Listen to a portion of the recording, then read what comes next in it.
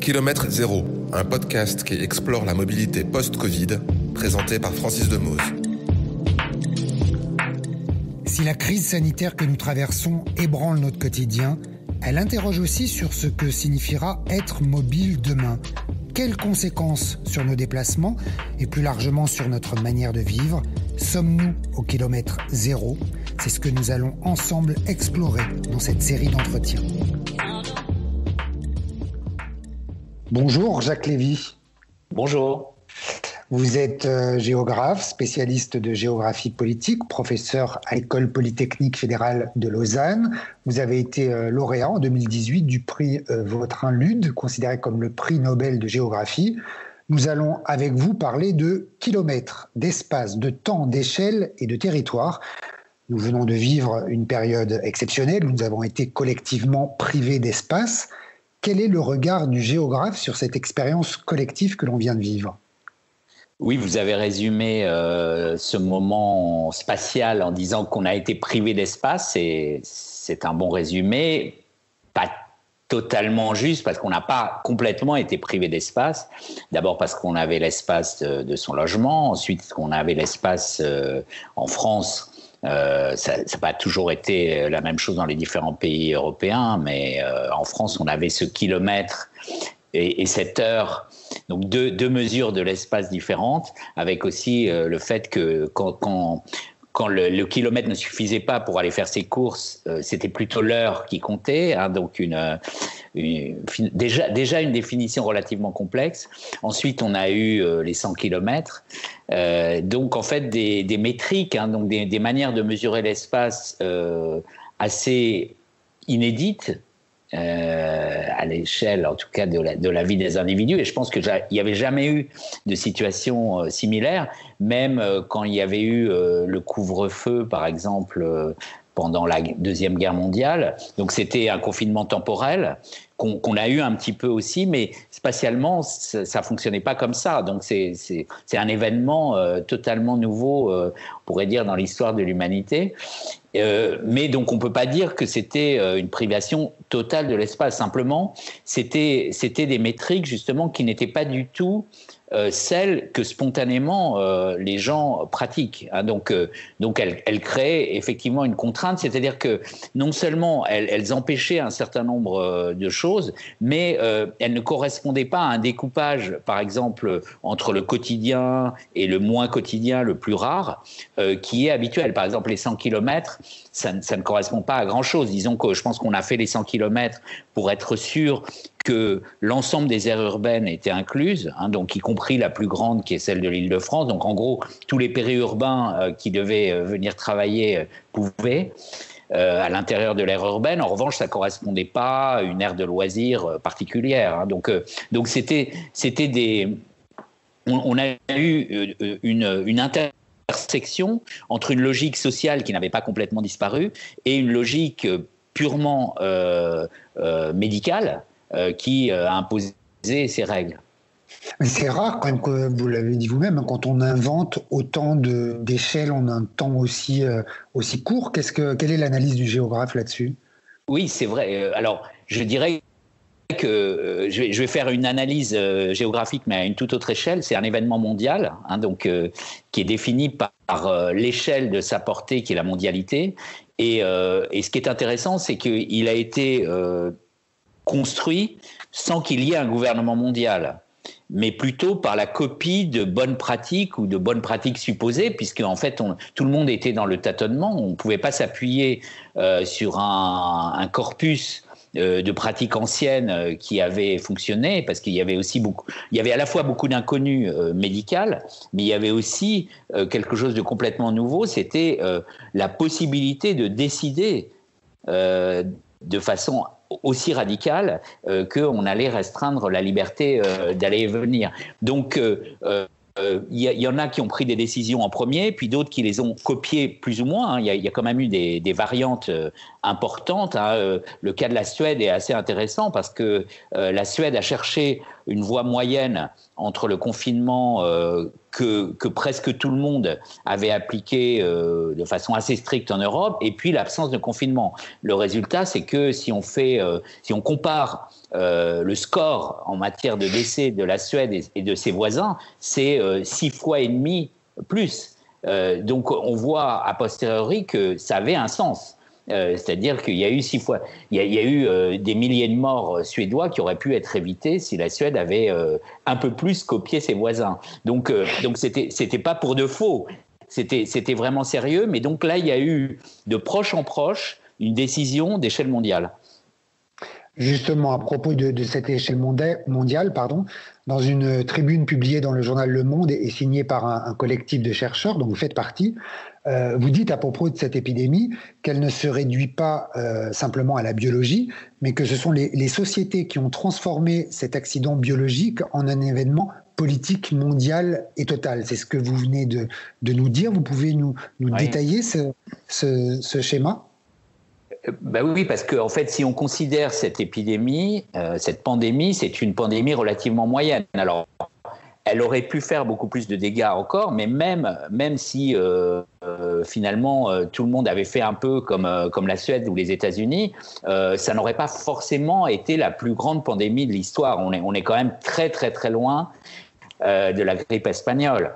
C'est pas parce qu'elle était plus grave que les autres qu'on a pris des mesures plus radicales. C'est pour d'autres raisons complexes d'ailleurs, c'est-à-dire à la fois parce que ce virus a des caractéristiques particulières qui fait que on ne meurt pas chez soi comme avec la grippe, mais on meurt à l'hôpital pour l'essentiel, et que donc ça aurait eu un effet de surcharge que ça a eu d'ailleurs sur l'offre hospitalière, sur les infrastructures hospitalières, et ça aurait donné une visibilité horrible de cadavres accumulés à la porte des hôpitaux qui aurait été insupportable pour nos sociétés contemporaines.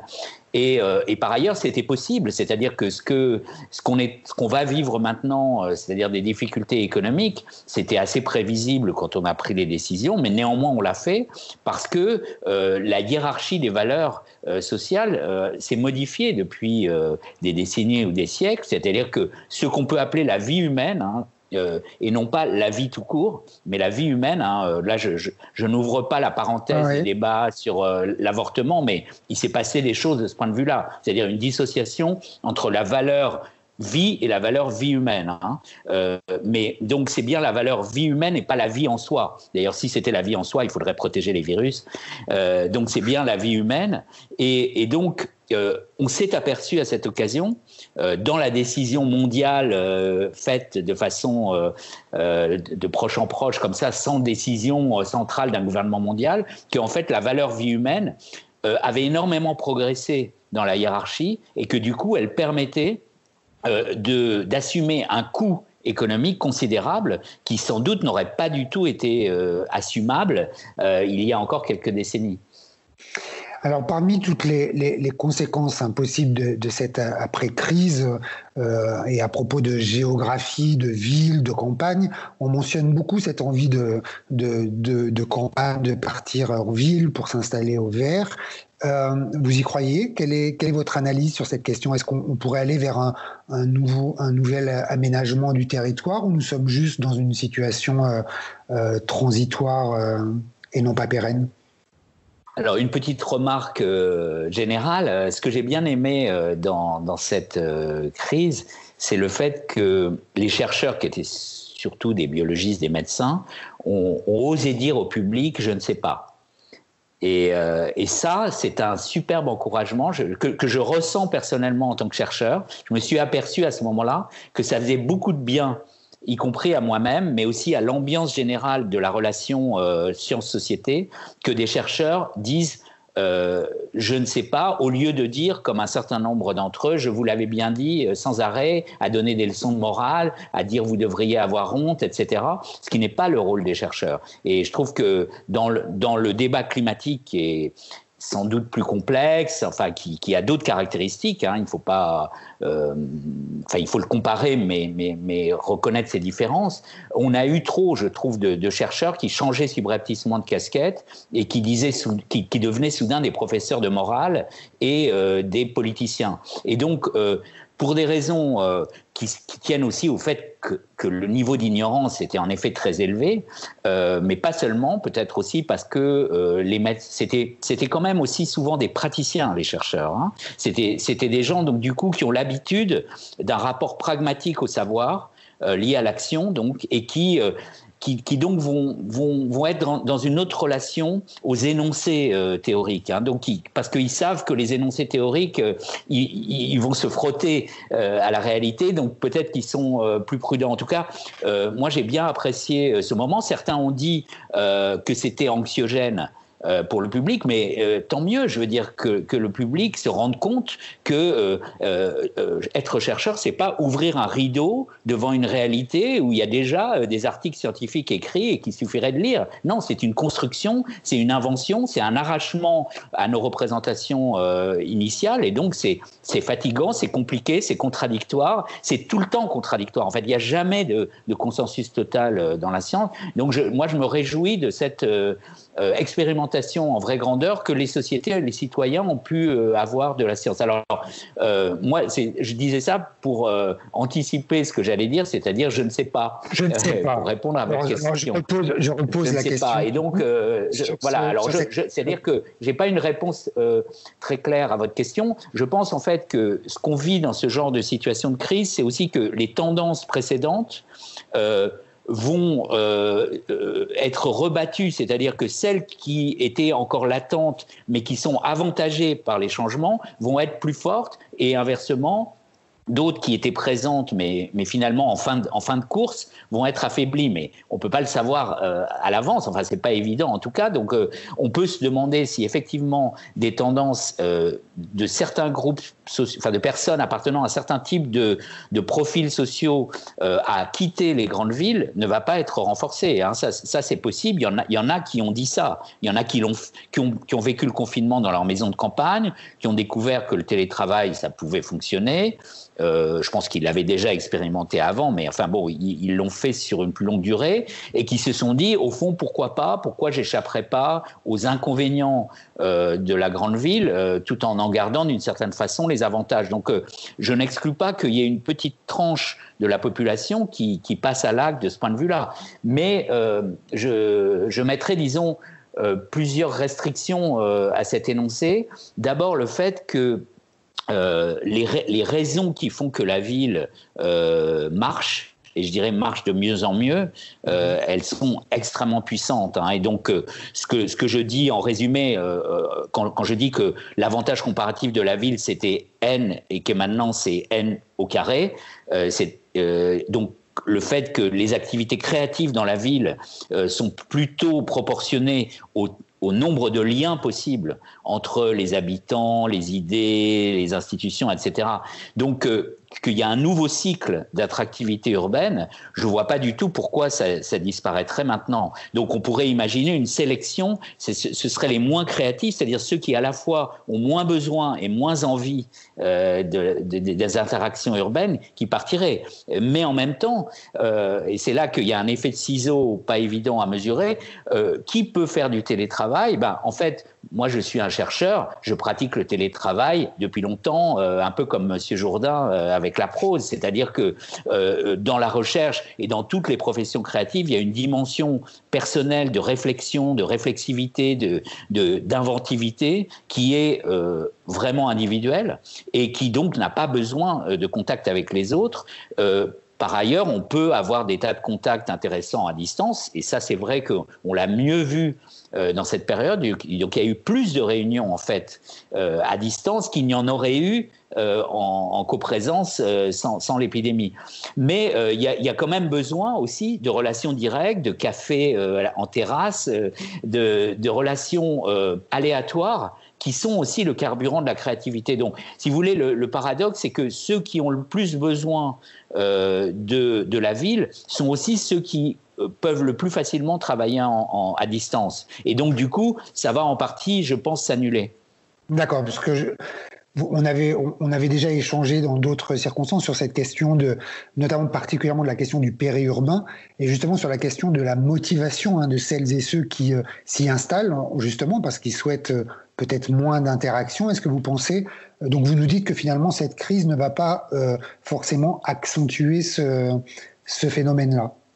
Alors, je ne sais pas, disons qu'il peut-être que pour une partie de la population, ça va être un déclencheur, parce qu'il y a un autre problème, encore une complication que je n'ai pas abordée, c'est le fait qu'en effet, la grande ville coûte cher, particulièrement en France, où le système de redistribution appauvrit les citadins, en gros en faisant que, malgré la surproductivité des villes, le système fiscal au sens large prend une part énorme de cette surproductivité et rend, à cause du coût du foncier, les citadins plus pauvres que les autres. Donc ça, les gens s'en rendent compte. Donc effectivement, on peut avoir une rediscussion du marché des lieux où les gens qui sont moyennement motivés à habiter en ville, mais aussi moyennement riches, finalement vont basculer d'un autre côté. Ça, c'est tout à fait possible.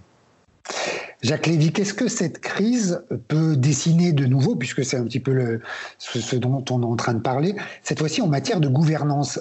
Dans la tribune que je citais en début de notre entretien, vous dites que cette situation inédite peut permettre d'imaginer de nouveaux dispositifs où des chercheurs, des élus, des citoyens pourraient jouer un rôle. Est-ce que vous pouvez nous préciser ?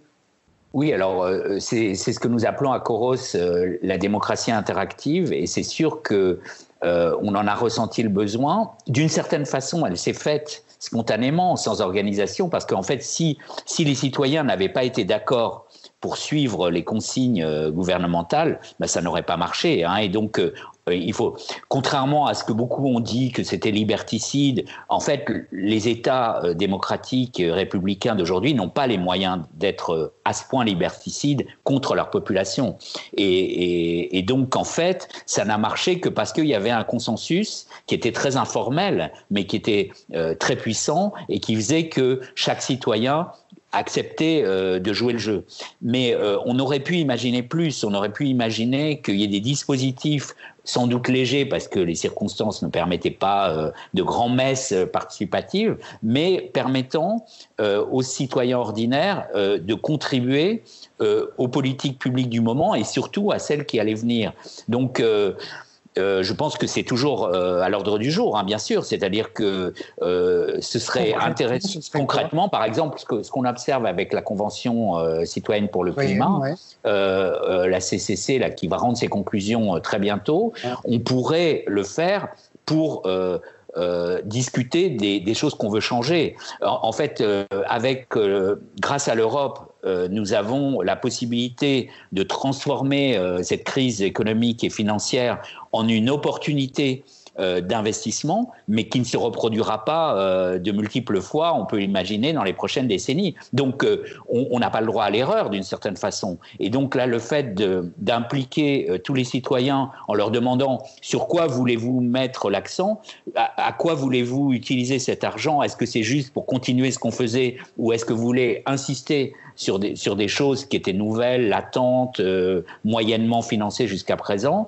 ça, je trouve que ça suppose en fait une commensuration des valeurs, c'est-à-dire en fait une hiérarchie des priorités qui serait beaucoup plus solide si elle venait de l'ensemble des citoyens. Parce que si c'est le gouvernement qui le propose, ça sera beaucoup plus contesté, surtout en France où on a quand même un problème de la défiance vis-à-vis du politique, mais même plus généralement, le fait que ça suppose des discussions compliquées. Je veux dire, est-ce qu'il faut mieux, par exemple, produire des médicaments en France alors que finalement la pénurie a été assez limitée à quelques jours, ou bien est-ce qu'il vaut mieux donner plus d'agilité, de résilience aux citoyens en augmentant la formation, parce que là on va voir que c'est les gens les moins formés, les moins capables de modifier leur employabilité qui vont souffrir pendant la crise économique. Donc est-ce que c'est pas là-dessus qu'il faut insister? Donc ça, il me semble, il n'y a que les citoyens qui peuvent répondre correctement à cette question, ça ne peut pas venir d'en haut. Et vous, en tant que citoyen, s'il y avait une hiérarchie des priorités, et faites tout cet argent dont vous parlez, tous ces fonds européens, vous les flécheriez comment ? Clairement sur l'éducation. en s'attaquant vraiment à l'échec scolaire, parce que je pense qu'on n'a pas fait ce qu'il fallait dans ce domaine-là, mais aussi à créer les conditions. Donc là, c'est assez systémique, hein, donc probablement ça donnerait une liste de domaines qui pourraient paraître hétérogènes, mais je dirais créer les conditions du développement endogène de tous les lieux. Et là, je pense qu'une réforme de l'État s'impose. D'ailleurs, on en parle. Hein, ça devrait être aussi un nouveau moment de la décentralisation où un niveau local élargi et un niveau régional renforcé pourrait se voir confier de nouvelles tâches.